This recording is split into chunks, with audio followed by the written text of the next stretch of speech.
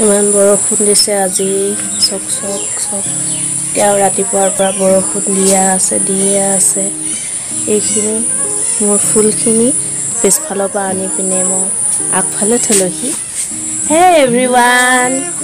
পুনৰবাৰ মই এটা নতুন ব্লগলৈ আপোনালোক সকলোকে স্বাগতম জনাইছো আজি ব্লগটো আৰম্ভ কৰোঁতে কেইটা বাজিলে জানেনে আজি দিনটো মই ব্লগটো ৰাতিপুৱা আৰম্ভ নকৰিলোঁ কাৰণে মই পাহৰি থাকিয়ে গ'ল ব্লগটো আৰম্ভণি কৰিবলৈ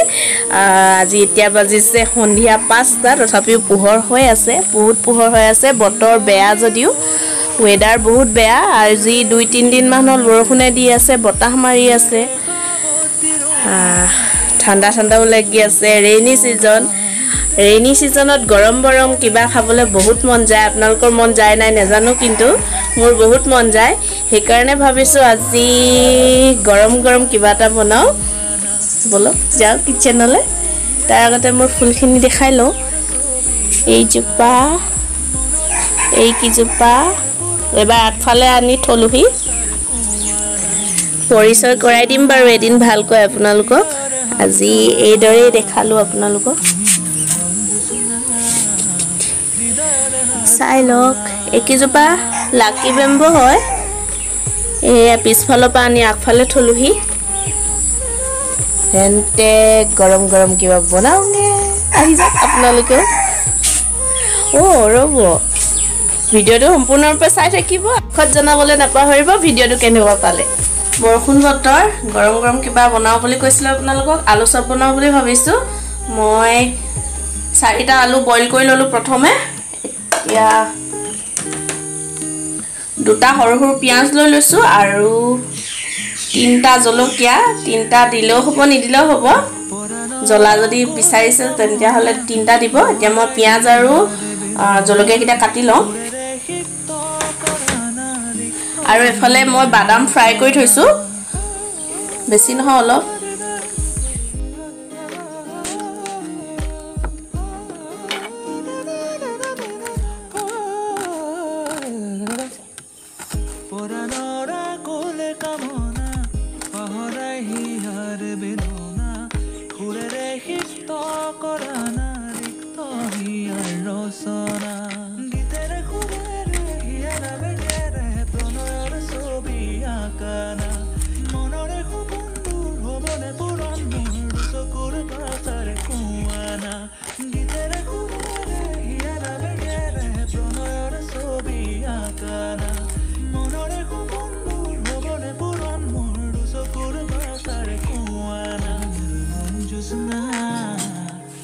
জলকীয়া আৰু পিয়াজখিনি কটা মোৰ হৈ গৈছে এতিয়া মই চপ বনাবলৈ বেচনখিনি ৰেডি কৰি লওঁ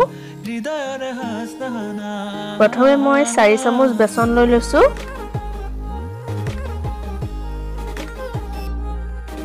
বেচনতে কলা জিৰা আধা চামুচতকৈ অলপমান কম দি লৈছো আৰু সোৱাদ অনুসৰি নিমখ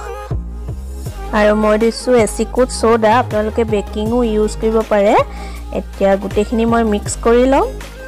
আৰু অকণ পানী দি গুটেখিনি বেচন ভালদৰে সানি লওঁ পেষ্টটো অলপমান ডাটকে ৰাখিব লাগিব তেতিয়া ভাল হয় বেছি পাতলা কৰিলে বেয়া লাগে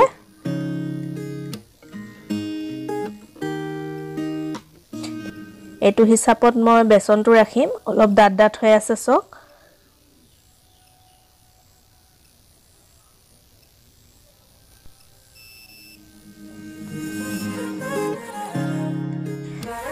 বেচনখিনিও ৰেডি হৈ গ'ল এতিয়া মই আলুখিনি ৰেডি কৰি লওঁ আলুখিনি পিটিকা কৰি ললো এতিয়া সফ অলপ দি লৈছো আৰু অলপমান গোটা জিৰা দি লৈছো এতিয়া সোৱাদ অনুসৰি নিমখ দি লওঁ যেহেতু বেচনত আগতীয়াকৈ নিমখ দিয়া হৈছিল এতিয়া মই কুটি লোৱা পিয়াজ আৰু জলকীয়াখিনি ইয়াতে দি দিম আৰু লগতে অলপ মই আদা কুটি লৈছিলো সেই আদাখিনিও ইয়াতে দি দিম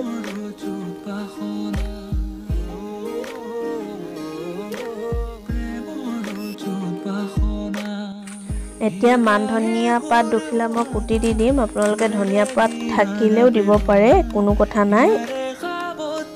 আৰু ভাজি লোৱা বাদাম কিটাও মই আলুখিনিতে দি লম ই কৰি ললো এতিয়া মই এখিনি হানিবলৈ মোৰ হাতখন আঙুলটো কাটিলে আদা কাটিবলৈ মই আঙুলটো কাটিলে সেইকাৰণে মাক গোটেইখিনি মই মিক্স কৰি দিবলৈ কৈছোঁ বৰ অলপ দকে কাটিলে এতিয়া অলপ তেজ ওলাই আছে চকচোন হৈ গ'ল মায়ে সানিও দিলে আৰু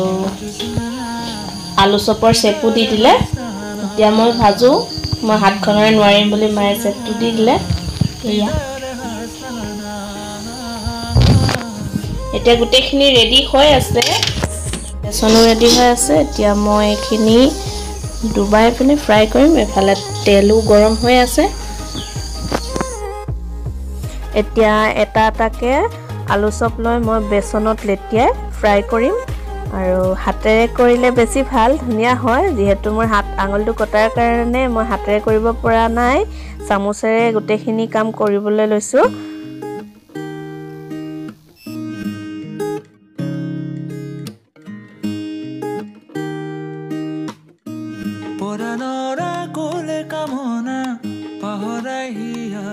এনেদৰে আপোনালোকে ঘৰতে খুব সহজে আলু চপ বনাই খাব পাৰে আৰু বহুতে এনেদৰে বনাই খায়ও বাৰু ঘৰতে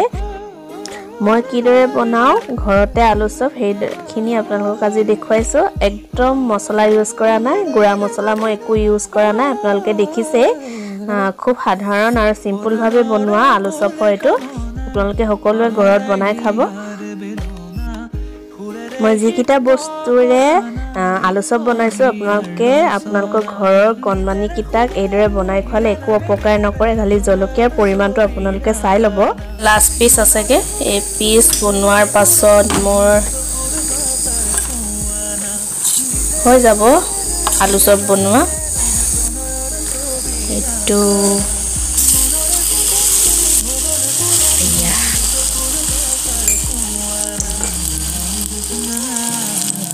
নমাবলৈ হ'ল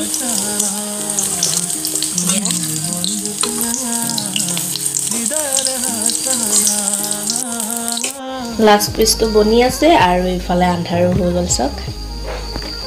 বনাও মানে আন্ধাৰে হ'ল এইয়া হৈ আছে আলু চপ ৰেডি হৈ গ'ল এতিয়া গধূলি চাহ কাপৰ লগত মা মই আৰু দেউতা তিনিটাই মিলি আলু চপ খাব লৈছো আপোনালোকে আলু চপৰ লগত পদিনাৰ চাটনি বা জ্বলা চাটনি লৈ খাব পাৰে বা টমেটো সসও ইউজ কৰিব পাৰে মই টমেটো সস ইউজ কৰিছো আৰু খাবলৈ লৈছো খুব ধুনীয়া হৈছে আলু চপটো অলপ মচমচিয়াও হৈছে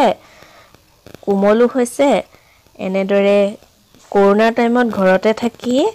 ফাষ্ট ফুড ষ্টল বিলাকৰ ঘৰতে বহি সোৱাদ লওক আপোনালোকেও লওক আৰু ময়ো লৈছে বাৰু এতিয়াও গধূলিৰ চাহ কাপ খাই আজৰি হৈ হাততে গল্পৰ কিতাপ এখন লৈ পঢ়িবলৈ লৈছো খুব ধুনীয়া কিতাপখনৰ নাম অনবচিহ্ন লেখিকা সুপ্ৰীতি বৰুৱা মোৰ সম্বন্ধীয় পেহী হয় লগতে এগৰাকী প্ৰধান শিক্ষয়িত্ৰীও হয় যদি কিতাপখন পঢ়িব বিচাৰে মোক কমেন্ট কৰিব কিতাপখন আপোনালোকৰ হাতত পৰাত সহায় কৰিম লগতে লকডাউনো হয় লকডাউনৰ সময় এই সময়তে খুব কিতাপ পঢ়ক কিতাপ পঢ়িলে মন মগজু সকলো ভাল হৈ থাকে আৰু লগতে বহুতখিনি কথা শিকিব পৰা যায় কিতাপখন মোক যোৱা বছৰ লকডাউনৰ আগে দিছিলে মই কিতাপখন পঢ়ি সম্পূৰ্ণ কৰিবগে পৰা নাই সেইকাৰণে সম্পূৰ্ণ কৰিবলৈ চেষ্টা কৰি আছো আৰু লগতে পঢ়িও আছো খুব ধুনীয়া কিতাপ আপোনালোকেও এবাৰ পঢ়ি চাব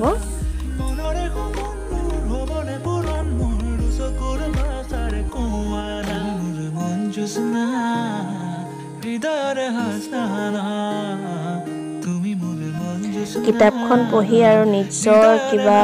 ঘৰুৱা কাম আছিল এইখিনি কৰো মানে মায়ে ৰাতিৰ আহাৰ খাবলৈ মাতিলে আজি ৰাতিৰ আহাৰত মায়ে পায়স বনাইছিল আৰু জাতিলাও ভাজি আছিলে আৰু দেখিছে চাগে এফুটা সৰু নহৰু এই নহৰু আমাৰ ঘৰত সকলোৱে ৰাতি খায় আৰু লগতে এখন শুকান ৰুটি মই ৰাতিৰ আহাৰ এইদৰে খাওঁ তেন্তে মই খাই লওঁ এতিয়া বাজিলে 9:30 পাৰিলে কেঁচা নহৰুটো ৰেগুলাৰ খাব। কেঁচা নহৰুটো আমাৰ স্বাস্থ্যৰ কাৰণে বহুত বেছিয়ে ভাল আৰু যিহেতু এতিয়া যি সিচুৱেশ্যন চলি আছে কৰোনাৰ সেইকাৰণেতো নহৰু আৰুৱে ভাল। ৰুটি খাই মেলি আজৰি হৈ আহিলোঁ। এতিয়া 10টা বাজিছে, শুওঁগৈ। মুখ হাত ধুই ফ্ৰেছো হৈ আহিলোঁ। কটা আঙুলিটোৰ বেণ্ডেডটো খুলি দিলোঁ, যিহেতু ৰাতি একো কাম নকৰোঁ, পানীও নলগাওঁ, অকণমান হাৱা লগাবলৈ এৰি দিছোঁ। যথেষ্টখিনি কাটিছিলে চব। এতিয়া মই গোলাপ জল ল'ম আৰু অকণমান স্প্ৰে কৰিম।